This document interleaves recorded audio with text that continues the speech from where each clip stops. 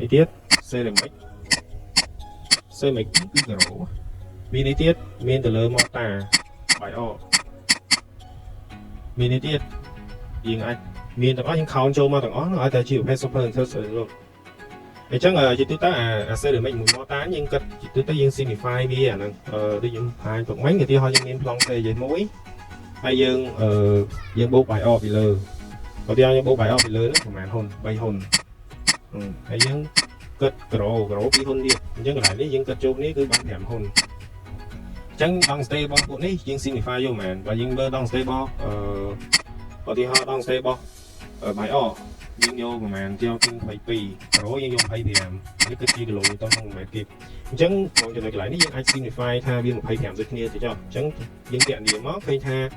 จะแมปเซอร์ไม่เนี่ยเซอร์ไม่หมู่ยังมอต้ายังดัชมูวิธีฟินิชิ่งอยู่จีฟินิชิ่งโหลดจ้าฟินิชิ่งโหลดแต่ยังแกะเดียวนั้นยังไอมาเตอร์นั้นยังโยดองเซบดองเซยังแกะเดียวนี่ยังโยไปเพียมอยู่ต้องมองแบบให้คนนั้นกลมระผมรักบ่นี่โจนี่คือแผลหนเนี่ยก็จังใบอ้อยมือกระโดดบุกโจนี่มั้งบ้านแผลหนยังโยมไฟแผลก้นถึงเหมือนนึงอันนี้ยังใบมาดีไซน์ในขนาดจีมีถึงไม้จังใบจะอยู่ขนาดไม้จะได้ชี้โซนจิ๊กโซนแผลยังแต่ไปยังแกะเนี่ยในไม้ยังเคยประมาณมาไฟแผลก้นหนึ่งโซนจิ๊กโซนแผลยังเคยมุ้ยจะมาไฟแผลกระโดดต้นต้องมาไม้กระไรจังแล้วต้องมาไม้กระไรยังถอดพลายลงมุ้ยจึงมาไฟแผลกระโดดต้องมาไม้กระไรเดินเลือดโลนี่ก็เดี๋ยวกี้เยอะเนี่ยอย่าพลายลงรีสมาต่างอันนั้นแค่ต้องจมูกsuper post ได้เลยแต่ว่าเซลลิงเนี่ยจะหลับวิสัยจากใบเดือดส้มอันนี้อาจมือแต่ไปทายมาตอนจมูกนี่ยังไม่ทายแล้วมือtiếtแต่ต้องจมูกหนึ่งวินโหลดไอ้จังแต่ต้องชอบเล็กน้อยได้ยังหนึ่งnhưng mà haiจะเลยไอ้กระซ่ามือจนูนแต่แม่ยังโยตุโค้ดบอก ASE พร้อม ASE มันเราเป็นมวยดิมันใหญ่ให้หนึ่งเมียนไอ้กระซ่าโค้ดchỉในผนังโค้ดโลคอลแคมโบเดียยังทำดองlà cái tôn năng report nó cứ đâu có nghe sắc xa rồi senior bởi những cái cứ nghe cái sắc xa từ lơ được bên xó đại ca lang không tại cam chia chân ai cái xa nó nhưng làm tao chúng tao sẽ cho đại dân sắc xa nuôi lại khăn bị hai giờ năm tao bị ban của mảng là bươn bảo biết tại bởi những sắc xa đó MOI để group tạm code bánh tao được gọi hào tha ultimate win món nhưng vô mà vô mà design cho nó structure bởi những mùi đồng buồn chưa ok chúng ta chỉ bốn đại tông chúng mình nâng earth load hay chúng mình pressure load nhưng nâng và hai biểu kiện này được kia hay nâng bây giờ chơi kiện này hai đang dân do vậy để dân liên nắng do apply trong software thành đồng của tham nó không phải check bởi check đọc bây cho được gọi là pi cho bộ cái nội dung mới tiện đó bên mình ăn cắt muối hay chúng mình nâng trang tập đây mùi trang tập đấy đã là lợp cả một để ra đây cái phơi chiều hết để có thì mình đang làm chơi nó này càng lợp học luôn nè vì ai được chịu cái skype ban ok hay nâng mới tiết cái dân mơ tam đâu con đời sống chương lô com này giống như là bài gì chương này rồi chân dân cho từ lời section nhân quá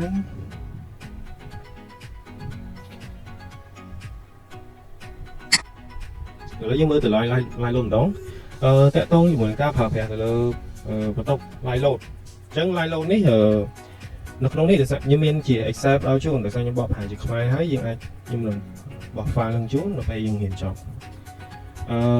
แต่ต้องอยู่เหมือนค่าผ่าแผลหรือบัตรก็เราไปยังดีไซน์บัตรผ่าแผลขนมกี้มุ้ยยังอัดอาใหญ่แท้เจตนาคือผู้ยังถับปังหรือโกดđể chia ra phần bao nhiêu chỉ cố ở trong thì họ thay nhưng design chỉ by residential building chịu hết ô tá rồi có apartment rồi có chịu hết family anh chị tám chẳng thong cho nó lại nếu nhưng mơ lâu đểผ่าแผลยังไงอันนี้สร้างยี่ปอเจงปีสะเพามาด้วยគ្នាទេอันนี้បើសិនជាប្រតុកសម្រាប់អាគារស្នាក់នៅจะជាប្រភេទ one ឬក៏ two family dwelling អញ្ចឹងវាចន្លោះប៉ុណ្ណេះយើងយកមកឆៃយើងអានអស់កន្លែងទំនេរទូទៅលើកលែងជាដើមកន្លែងជាអៀតដែលមានមនុស្សឡើងកន្លែងជាអៀតដែលកម្រនឹងមានមនុស្សឡើងពេលខ្លះយើងបកជាភាសាដល់មកគេវាបាក់បកឲ្យត្រូវមែនតើមិនមែនទេខ្ញុំជឿចិត្តអានជាភាសាបរទេសមកគេវាស្រួលព្រោះយើងនឹង fake ហ្មងពេលយើងបករៀងខុសគ្នាតិចតួចវាធ្វើឲ្យបញ្ហាភាសាដើមយើងបកប៉ុន្តែគាត់យើងឲ្យយល់ន័យថាដល់ពេលយើងប្រើទៅលើបន្ទប់ជាប្រភេទ family អញ្ចឹងឧទាហរណ៍ design អាគារមួយអញ្ចឹងអាគារផ្ទះ2ខ្នងឬក៏3ខ្នងឬក៏អាគារផ្ទះដែលមានកម្ពស់3ជាន់អញ្ចឹងបន្ទប់យើងយកមកប្រើមែននេះសំដៅសួរអ បើសិនជាក្នុង practical មែនទេយកមួយនេះមួយជា92នេះ2គីឡូទៅក្នុង1គីឡូតែបើសិនជាប្រភេទផ្ទះសัตว์វិញទីហោផ្ទះជាកម្មខ្ញុំសំណួរយកមែនវិញហ្នឹងមែនទេក្នុងនេះវាមិនដែរនិយាយถึงផ្ទះសัตว์ទេទៅតាមកូននេះអាហ្នឹងគឺពឹងលើ experience របស់យើងវិញយើងយកប្រហែលនិយាយទៅផ្ទះសัตว์យើង design បន្ទុកដែលយើងត្រូវគិតចូលគិតជា area load គឺយើងចិត្តយកតែ1.5ទេយកទៅឆាយ1.5ហ្នឹងយើង spare បានរហូតដល់ពេលគេចង់ផ្លាស់ប្ដូរពីផ្ទះសัตว์ទៅផ្ទះលំនៅឋានបានទៀតបើយើងគិតទៅលើមេគុណ safety របស់យើងក៏1.6ចូលដែរអាហ្នឹងអាចជាបញ្ហាទេអូខេអានេះ line load របស់ផ្ទះសัตว์អីតែបើសិនយើង design ជាអគារទូទៅរបស់យើងអានេះគឺជាអ្វីដែលយើងត្រូវការអូខេមួយទៀតបើសិនជាតាក់ទងជាមួយនឹងបន្ទប់សម្រាប់អគារស្នាក់នៅទូទៅជាប្រភេទដូចជា hotel អីយើងមើលតាម span ធំឬក៏ជា apartment ដែលមាន span នំទីហៅថា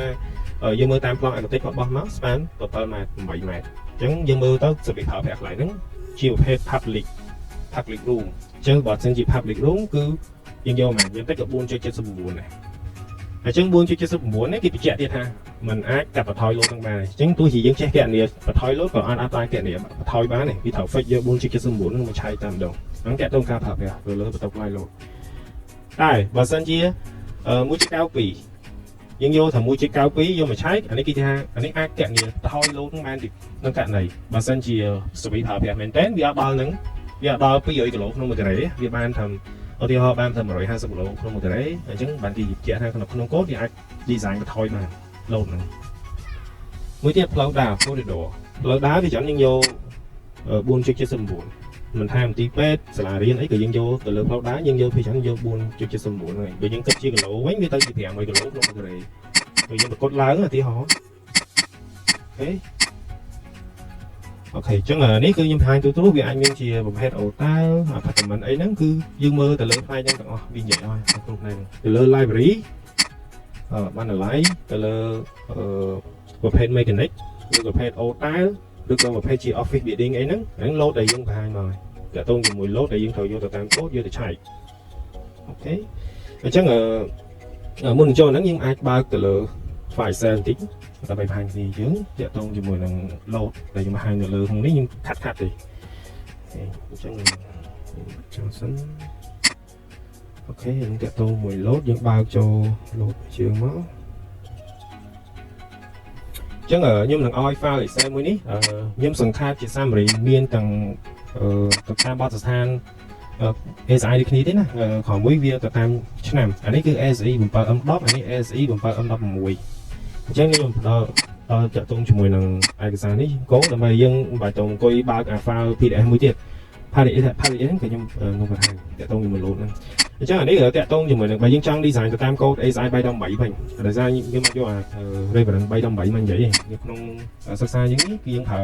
version ចុងក្រោយគឺ ASI 3.8M19 យក M19 មកនិយាយអានេះ M10 ទេអញ្ចឹង M19 វាគូគ្នាជាមួយនឹង ASI 7M16 អូខេអញ្ចឹងថងកន្លែងនេះអានេះគឺបន្ទប់ដែលដកស្រង់ចេញពីសភៅ PDF ដែលខ្ញុំបោះចូលក្នុងក្រុមហ្នឹងគឺហៅ ASI 716ហ្នឹងអូខេអញ្ចឹងយើងមើលកន្លែងនេះគឺ load ដែលខ្ញុំ practical design មែនតើបើសិនជា 0.48 យើងអាចប្រកួតឡើងទៅគឺ 0.5 0.96 យកមួយមក design ទៅ 1.44 យក 1.5 1.92 យក2គីឡូទៅក្នុង1ការ៉េចែកអញ្ចឹងនៅក្នុងនេះគឺមានទាំងអស់គឺតាក់ទងជាមួយ residential ដែលយើងប្រើហើយជាមួយនឹង library បន្ទប់អានសភៅអីហ្នឹងយើងអាចអានបន្ថែមបាននៅក្នុងនេះខ្ញុំcòn cái này phải sạc hạt màu chú hay tôi làប្រភេទជា mechanic វារៀងធ្ងន់បន្ទប់វាអត់ទៅទេគឺក្នុង12គីឡូក្នុង1ការ៉េតាមជាប្រភេទ hotel hospital 2គីឡូតុនបន្ទប់អ្នកជំងឺឬក៏ចន្លោះរវាងផ្លូវនៃបន្ទប់មួយទល់មុខគ្នាឬក៏បន្ទប់ផ្លូវដើរតែគិតតែជាន់ទី1ឡើងទៅលើទៅអញ្ចឹងនេះក៏4ដែរអូខេយើងអូសទៅទៀតអានេះគឺប្រភេទ office building អញ្ចឹងប្រភេទអគារវិញគឺជួបពីច្រើនជាប្រភេទ office យើងមើលអគារខ្ពស់ពីច្រើនមួយចំនួនស្ទើរតែជាប្រភេទ office ទាំងអស់អញ្ចឹងបន្ទប់ដែលយើងចូលចិត្ត practical ជាងគេហ្មងវាអាស្រ័យលើយើងមើលប្លង់ឯកតិចបើហើយយើងមើលទីតាំងកន្លែងហ្នឹងវាជាប្រភេទការិយាល័យយើងដាក់ 2.5 មកតែក្នុងកូដវាបាន 2.4 ទេអូខេតែបើសិននៅចន្លោះរវាងបន្ទប់ពីរទោះនេះដើរប្រភេទជា corridor ណាផ្លូវដើរចុះអាហ្នឹងគឺ4គីឡូទៅក្នុង1ការ៉េតែបើសិនយើងគិតទៅលើផ្នែកនេះវិញវារហូតដល់5គីឡូទៅក្នុង1ការ៉េអូខេ 4.8 មាន5 ចឹងតាក់ទងជាមួយនឹងបន្ទប់ live load នេះសំខាន់មកបានប៉ុណ្ណេះឥឡូវយើងមើលថាយើងដកចេញពីប៉ុណ្ណេះមកបន្ទប់តាក់ទងបន្ទប់ប្រើប្រាស់របស់យើងនេះយើងយកចេញពីណាមកបើក PDF មក PDF នេះបន្តិច